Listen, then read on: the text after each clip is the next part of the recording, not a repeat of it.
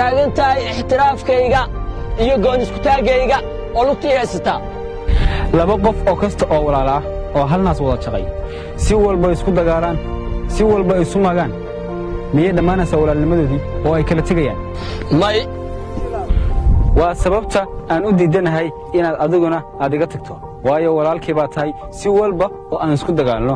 si walba oo khilaaf noo soo dhex galo kuma kala tegayno waayo waxaad tahay aniga walaalkay waana sababtaan u diidanahay inaad iga go'do oo aad iga tagto khilaafkeennan soo jireenka ah ee muddada badan soo jiitamaya waxaa ka faa'iidaysanaya dawlado shisheeye iyo siyaasiyiinteenna oo u adeegaya dana gaara ma kula quman tahay inaad muddo intaa aniga garabkayga aad ka maqnaato waxaad tahay walaalkay